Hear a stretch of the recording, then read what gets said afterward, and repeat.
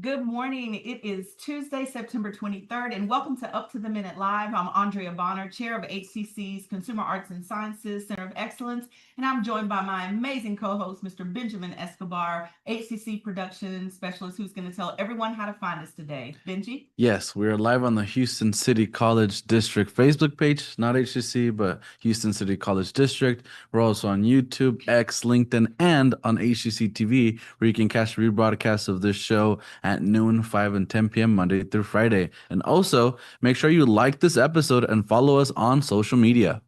For Tasty Tuesday, we're spotlighting an HCC chef, one of my favorite, with a restaurant in Kingwood. We've got Tiara Marenco, Chef T, as I like to call her. She is a culinary arts instructor for the Consumer Arts and Sciences Center of Excellence at Central College, and our Tasty Tuesday guest. Welcome to the show, Chef T.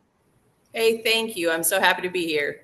Happy to see you, and we'll talk with you shortly. But first, we're commemorating Hispanic Heritage Month with the same Center of Excellence, my very own, and our archives, Latin American designers, our fashion archive. So we've got Denise Hulett, who is the fashion department archivist for the HCC Consumer Arts and Sciences Workforce COE. Welcome back to the show, Denise. Thank you for having me. I'm always happy to be on the show and talk about the archive and designers. And it's funny because I just saw you a few minutes ago. So I'm like, welcome back. I just saw you like 5 minutes ago. We're looking forward to learning more about HCC's design archive, but especially about its Latin American designers. So let's begin with you telling us about the fashion archive itself, when it began, and how much stuff we have there. All right. The Fashion Archive is a collection of over 10,000 historical pieces, contemporary pieces, accessories, textiles, shoes, purses. It's a huge collection. It first started in the 1980s with Kay King, who is the head of the fashion department at the time, with just her collection. Little by little, her friends started donating clothes. And through the years, we've just gotten to be more well-known. More people have donated, and that collection has grown exponentially. It is primarily for our students in the fashion department to use to study designers, to study trends, to study techniques. But we also have a digital archive, which you'll see some of today. And that's something that anyone can access across the world. And we are trying to increase our presence on our digital archive. And in fact, today we are photographers working, and we are now over 1,000 pieces digitally archived.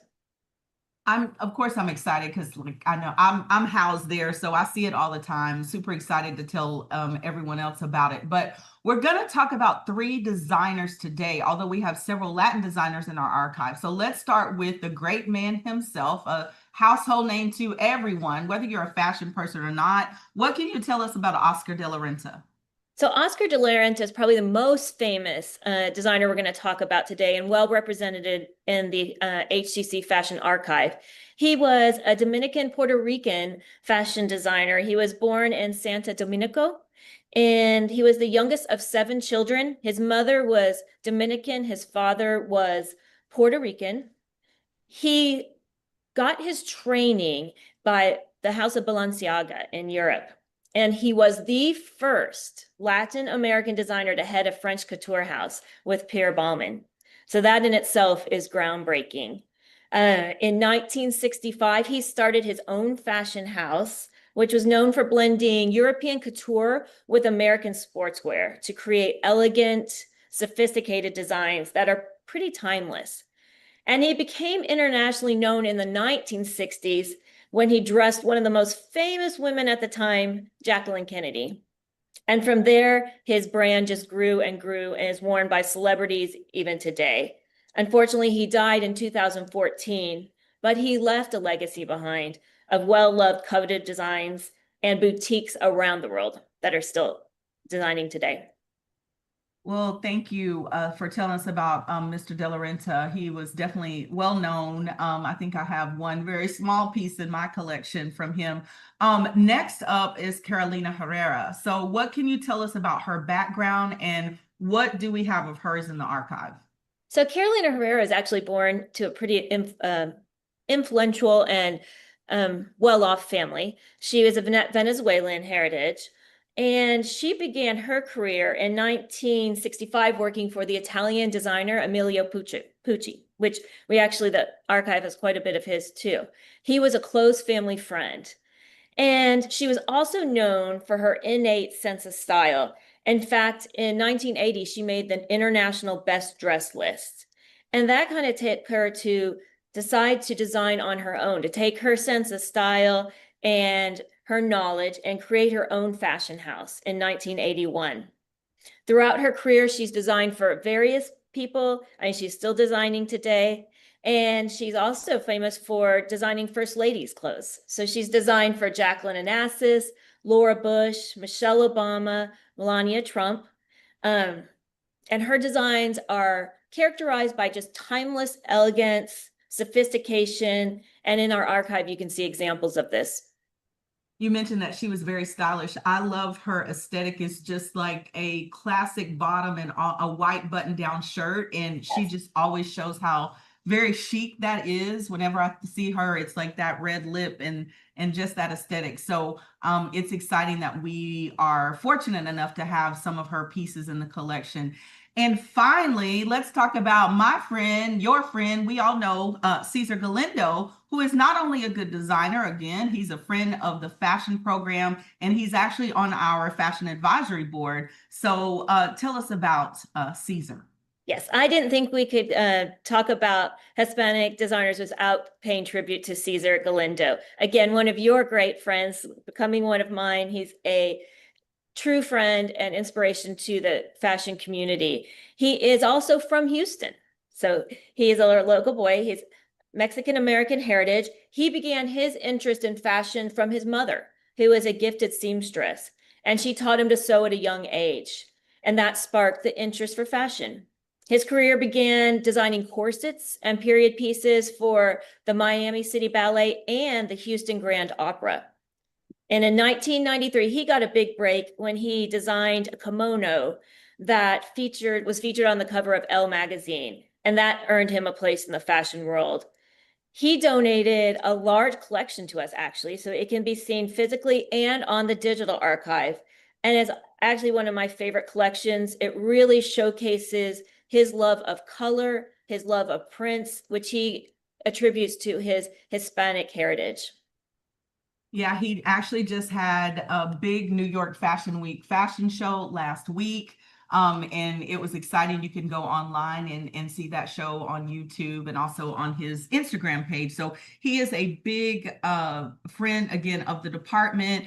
He's got some exciting things coming up. We can't share them yet, but we look forward to sharing them in the months to come, but something to benefit the fashion department. So we are excited that we have a lot of his collection here. You mentioned, and you may not have a lot of information written about Emilio Pucci, but we have a lot of pieces from him as well, or from the design house Pucci as well. Yes, we do. He's an Italian designer and known for his bright prints and classic style. You can always recognize a Pucci when you see it. And we do have a good amount in our collection from various donors, and many of them are also on the digital archive. Yeah, but and I've brought him up only because I love Pucci, even though not a Latin American designer. But how can people find out more about the archive and see more of the designs from the archive? So you can follow us on Instagram. So we do have a presence on Instagram, and Google. We do have a Google Arts and Culture page. So if you just type in HCC Fashion Archive, Google Arts and Culture, you can see that, where we have different stories as well as examples from our collection. And then we also have the digital archive, which is the best place to look and see. Anyone can search it. You can search trends. You can look for traditional costumes around the world. So definitely we represent Hispanic culture in that era also. So that's one of the best places. And I really encourage you, if you haven't gone to our digital archive, please do. Well, lastly, Denise, and this is big as we're talking about Hispanic heritage and designers that have Hispanic origin. So tell us about Fashion Fusion as we end the conversation. All right, I'm excited about this, and I thought we couldn't not talk about it, since this year it is being based on Frida Kahlo. So it's exploring her life. So Fashion Fusion is a collaboration between the HCC Fashion Department and the Museum of Fine Arts, where students design clothes and culminates in a fashion show. This year it'll be on January 30th. And this is the 10-year anniversary of Fashion Fusion, so it makes it even special. The theme is Fashion Fusion 10, Frida Kahlo, the making of an icon. And what's amazing is students really get to learn about the culture of Frida Kahlo, Mexico, and they use this as inspiration for designs that again will culminate in a fashion show, which is free. So please mark your calendars, January 30th, and you can find out more information as it comes closer. Yeah, we are super excited about Fashion Fusion 10. You do not want to miss this. The students just did a trip to the museum this week to get ready for that. So again, Denise Hulett, thank you so much. She is the archivist for the fashion department at the Houston City College Consumer Arts and Sciences Center of Excellence. We want to remind our students and viewers about our HCC's outstanding fashion design and fashion merchandising and management programs. Check our post after the show for more information about consumer arts and sciences. So after a commercial break, Benji will be back with our Tasty Tuesday guest.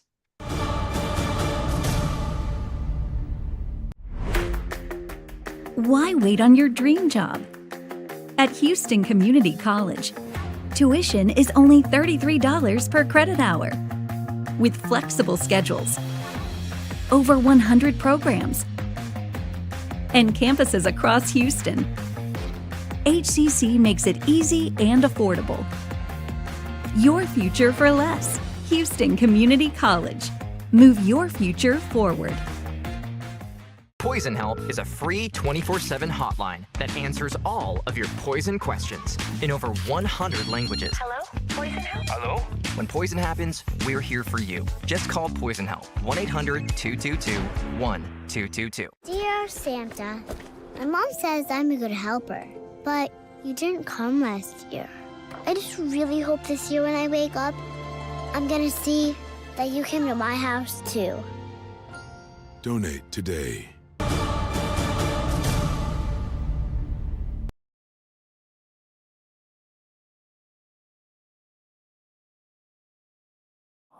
We're back with Tiara Marenco, a culinary arts instructor for HCC's Consumer Arts and Sciences COE, and our Tasty Tuesday guest. Welcome back to the show, Chef T. Thank you for having me. Of course. You have such an adventurous background that it's amazing that you've ended up as a chef. Could you just tell us your journey, please? So first off, my main career before this, I was a United States Navy veteran. I was a Chinese linguist. Wow. So I spoke Chinese and translated and did a lot of work for that. I never cooked. I was in the Navy and we had what's called a DFAC, a dining facility, where I would go and I would eat 3 meals a day. They were delicious. I'm actually shocked I didn't get bigger in the military because the food was great. Mm-hmm. But that being said, I never had to make my own meals, but I've always grown up in the food and restaurant industry.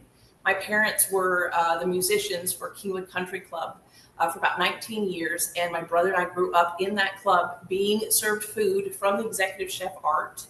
As a matter of fact, the very first dish that I remember falling in love with was potato dauphinoise, and to this day, I still use his recipe. Wow. That's an amazing thing, military, but then you have that background with being around the restaurant and the food service. So tell us about the restaurant your parents opened and the role that it played in your culinary dreams.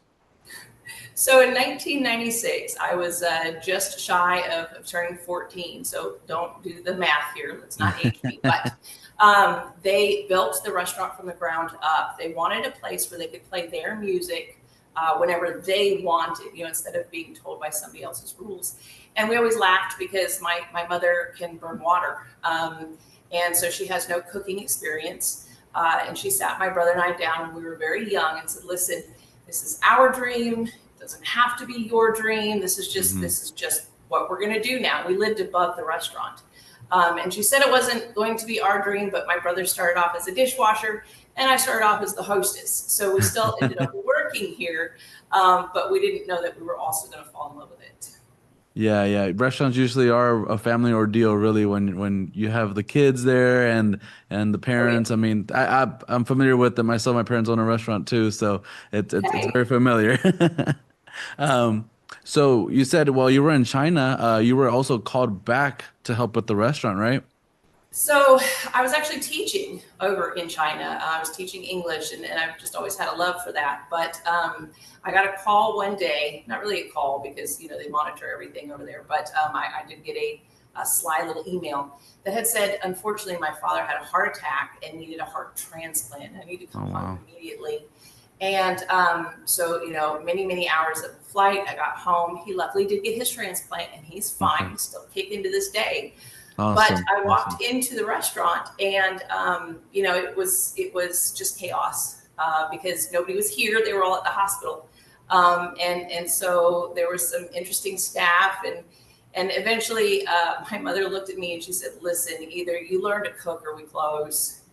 And aside from my experience of making cereal, I had no clue what I was doing. Yeah. I mean, well, you figured it out, right? I mean, So thankfully, this is that age of technology. I did a lot of YouTube videos with Culinary Institute of America. They have a lot of neat stuff online. I didn't know about HCC yet, uh-huh. but my brother had actually decided to become a chef a few years back. Prior to my decision, and he went to HCC. So when I was in the military, I would come home and I would, you know, come and tour the campus, and I met Chef Eddie, and just, I mean, it was so much fun, and he had all these really neat stories. And so I thought to myself, I think I can do this too. Awesome. That's great to hear. And right there, and then I have some notes here that you met Chef Christy Sykes there? So she is one of my favorite chefs in the entire world. She is amazing, very talented. And one of the things that we, excuse me just a second. One of the things that we had bonded over was we were both in ACF, that's American Chefs Federation. And we had done some competitions, and I had met her. I had seen her at HCC, and she let me know she was an instructor. And just a little twinge of jealousy hit me. And I thought to myself, you know, that is something that I would do just about anything to become a part of. So I kind of set my sights on that eventually.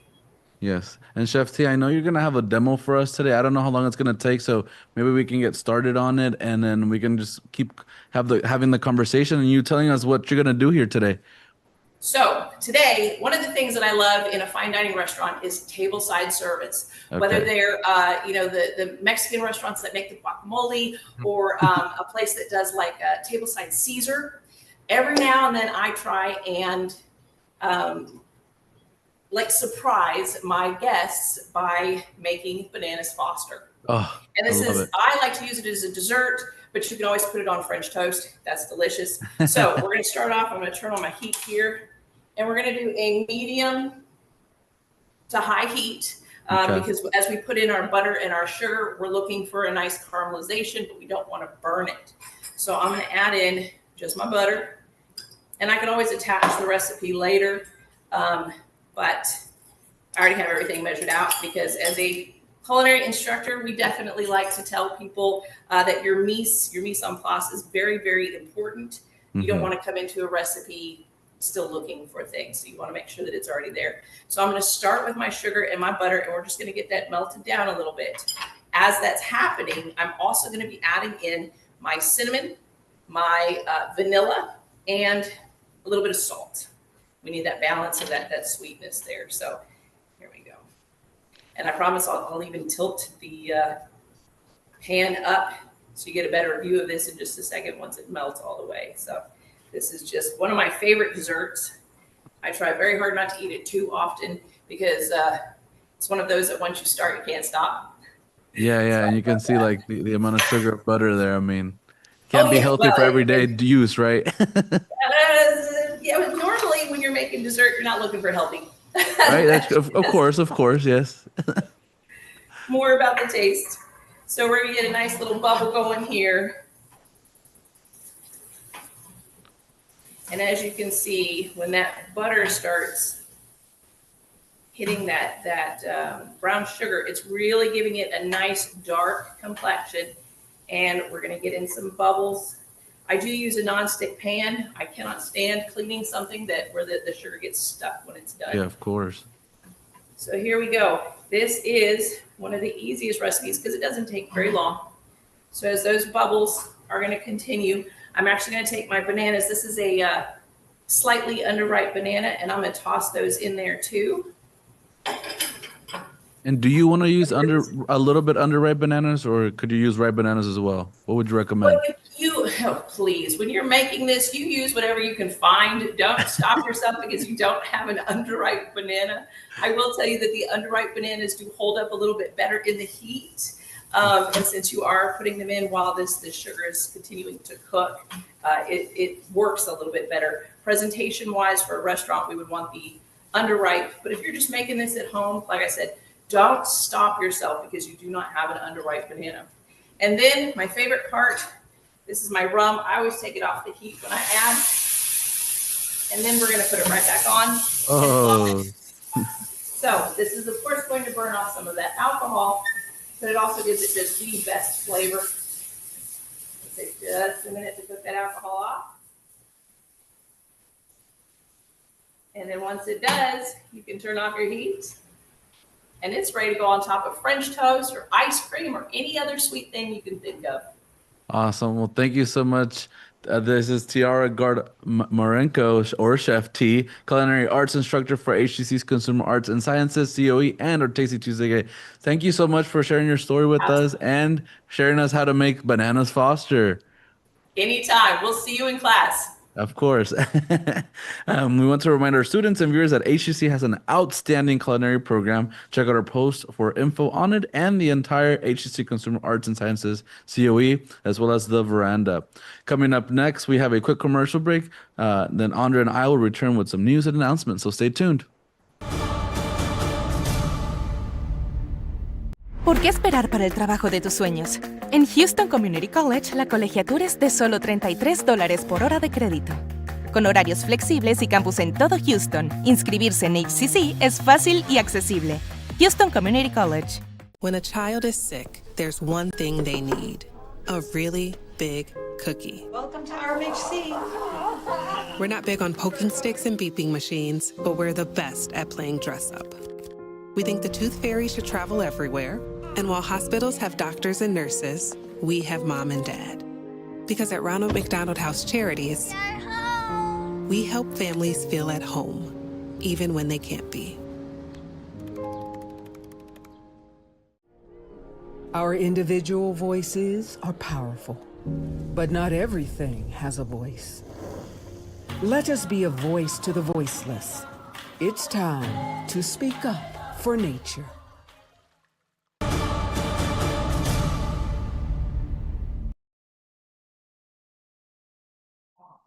Great segment, Benji. I had to add again that those were all people in my COE at Central College. So great, but we've got so much stuff again going on at HCC. First, recipes for success, events for students. Students have online resources from Student Life and the Academic Success Centers.